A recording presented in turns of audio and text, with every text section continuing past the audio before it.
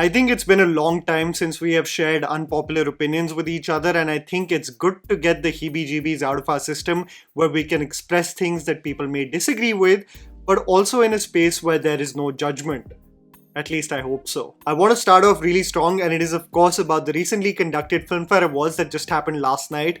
And while I did feel like this award show really seemed to pass out awards like Oprah used to hand out cars in her talk show to the studio audience, as usual, the point of contention regarding the winners is mostly restricted to Alia Bhatt winning Best Actress for Jigra. Before I dive deep on the same, I think it was a rather mediocre year of choices across the board, but Lapata Lady swiped most of the awards and deservedly so. However, I must say that I was the most happy about the fact that Pratibha Ranta, Nitanshi Goel and Laksh won awards, all putting forth great performances and getting deserved mainstream attention, and I hope this also leads to greater opportunities in the future. However, to brass tacks, the people in competition with Alia for the category of Best Actress, at least the two that I believe could be considered, included Yami Gautam in Article 370 and Kriti Sanon in Teri Baaton Mein Aisa Uljha Jiya. These were the three choices that I believe can be debated about with Alia, and while I was absolutely critical of Filmfare's choice for awarding Alia for Rocky Aur Rani Ki Prem Kahani last year, Alia as a performer barely a standout in the film, a film that I genuinely believe was carried by Ranveer Singh, and I had referenced on how I believed that Kiara Advani and Satya Prem Ki Katha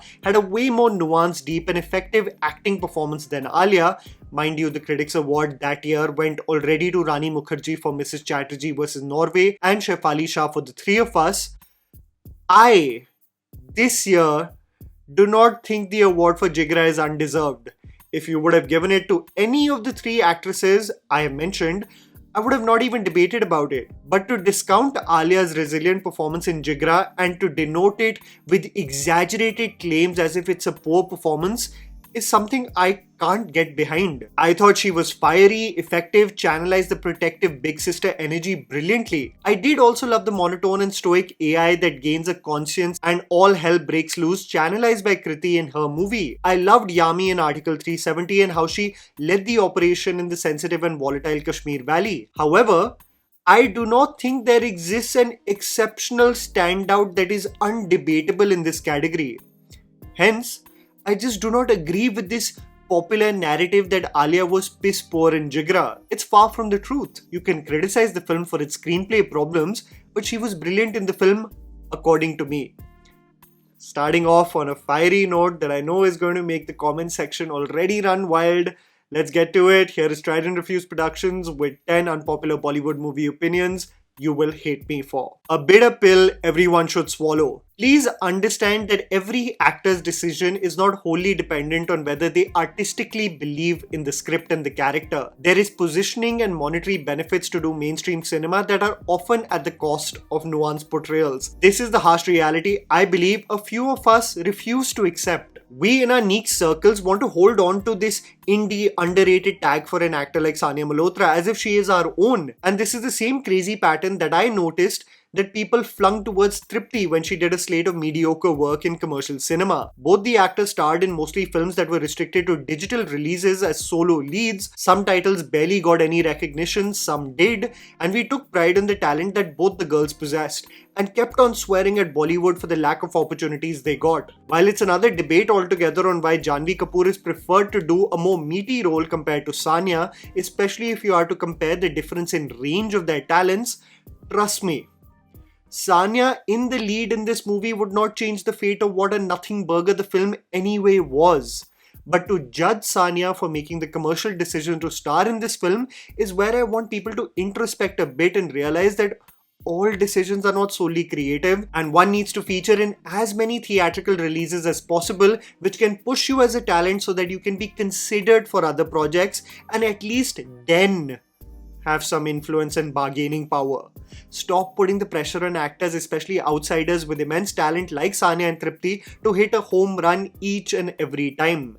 It's anyway so tough for them to assimilate and be celebrated in what is considered to be a closed-off industry. The bumps are inevitable along the way. Sunny Sanskari is one of them. I will, however, wait and see all of these keyboard warriors and where they are when Sania features as a lead in a theatrical release that's marketed well. I hope they put their money where their mouth is then. I slightly felt this with the criticism flung towards Kalyani for the song she featured in her upcoming movie Genie also, where she visibly looks odd trying to perform what is essentially a song where Jayam Ravi, or Ravi Mohan now, features like an elaichi to the biryani. Absolutely being off-putting in a mostly terribly lit, edited and choreographed piece, but this was shot before Loka, and because of the reception and celebration of Loka, one assumes Kalyani will only be a badass from here on out, only doing lead nuance roles every year. But I can guarantee you, things will oscillate like any other career. So the expectations and pressure for an actor to suit one's preferences versus just actively working in the industry is an odd and unfair demand. Why too much doesn't really work as a talk show. I was actually very excited to watch the Prime Video talk show hosted by Kajol and Twinkle Khanna, and while I tune in irrespective because they have access to the biggest stars, this is a show that is a very frustrating one to sit through. The reason is that you will notice in the first 2 episodes that there seems to be an absolute lack of planning or structure in the show. You go to random food sections, to odd games of cycling and making disgusting smoothies, as challenges exist that actors anyway don't want to participate in, and most importantly, both the hosts are not active listeners. This is especially true for Twinkle Khanna. While topics abruptly shift rather than conversations organically flowing, Kajol still tries to contribute to what is being said, versus Twinkle, who seems to in every 10 minutes of the show try and formulate a creative line that can be cut into a reel that mostly goes over the heads of the guests and does not have the desired impact that she thinks it does.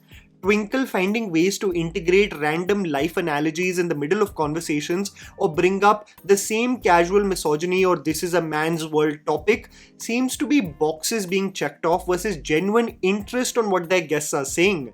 And while Alia and Varun and Saif especially are entertaining in their own right, I really find it tough to sit through a show that barely has any design. This is where, say what you will, you really start missing Karan Johar as a talk show host with Coffee with Karan. Rahul Desai is right about Amir Khan's approach. A few years ago when reviewing Thugs of Hindustan, Rahul Desai, a critic currently for Hollywood Reporter India, had spoken about what he assumed was the approach of Amir Khan regarding characters in commercial Hindi cinema. He specifically spoke about how there's always a sense of parody, almost condescension about the way he plays lower personalities like these, which is why he continues to interpret them as funny folks far removed from the world he inhabits, and he injects them with the andaz apna-ish comic undertones.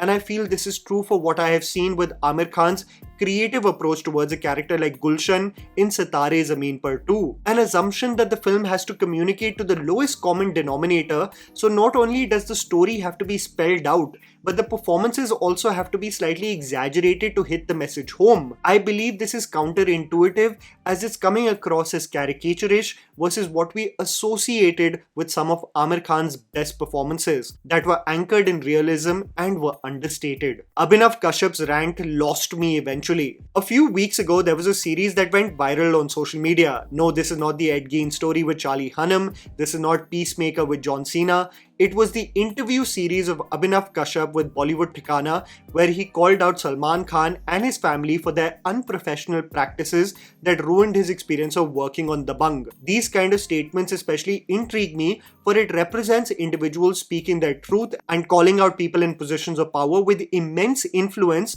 who never get checked. While Abhinav was still communicating his gripes against Salman Khan, Arbaz Khan and his family, including Sohail and even their father Salim Khan, I was still interested to hear his point of view. However, as the interview went on, Abhinav started riling up Gen Z to give Salman the same treatment as Nepali citizens did to their ministers, made statements questioning the security measures that the actor was taking, called the Khan family of a specific mindset, and randomly called out Shah Rukh Khan too for his ways. When arguments are structured and targeted at individuals for obvious malpractices, people listen when they are of specifics, like everyone listened to when Kangana was calling out the oppressive ways of the industry initially in 2017. However, when your arguments progressively go in tangents and in turn make everyone a villain, like what happened with Kangana eventually, people start to assume for a lot of the meat of what is being said to be noise. I'm sure there is a lot of truth in what Abhinav Kashyap has said, specifically on what went down in the making of the film. But the several tangents in his argument almost make it tough to take it seriously, eventually making me confused on what he really wanted from this specific call out and range of interviews. The pressure is exclusive to Hindi and Telugu. I had posted a tweet a few days ago that got a lot of flack from people talking about Cillian Murphy and how his choices, despite their lack of popularity, are celebrated for what they stand for creatively versus the monetary pressure that we associate with popular stars in India. Look at someone like Cillian. He features in a blockbuster like Oppenheimer, wins an Oscar, and there is no pressure on which next blockbuster he is going to feature in. He stars a year later in small things like these, a small indie that grosses over $14 million without the media saying his career is over. He then features in a compelling tale like Steve on Netflix in 2025 without fan pages on X trolling him for being an OTT star. This independence to do whatever creatively without being trolled of being a flop actor, I think in India is only restricted to Malayalam cinema, where experiments, if they fail, are still celebrated for what they stand for creatively. Say for example, Malaikota Ivalaban and Barrow's 3D for Mohanlal commercially failed, but it doesn't impact the reception for a Todaram or a Hriday Purvam a year later. However, in the Hindi and Telugu space, I find this narrative to be toxic, where bloody hell they're even putting pressure on Ahan Pandey on what his next project should be to become a star. If Hrithik produces an OTT show, oh, his career is over. Anyone who diversifies, and if that particular project does not have financial legs to do 1,000 crores, it is deemed to be a failure. I think the pressure on popular actors to deliver consistent hits comes in the way for them to artistically explore anything as an artist. And isn't that the first point of being an actor? I don't watch films is not a flex. The biggest pet peeve for me if you ever sit through an actor or creator's interview is when they say they don't watch films. It is a sign of arrogance and the belief that cinema is not evolving without even being careful observers of what is going on around you.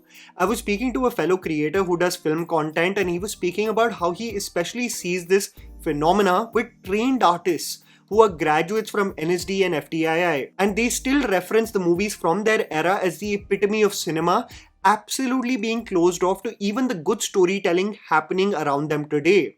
For the ego refuses to believe that there is good cinema compared to their era that they grew up in. I'm all for being critical of systems in the film industry. I mean, I do that for a living.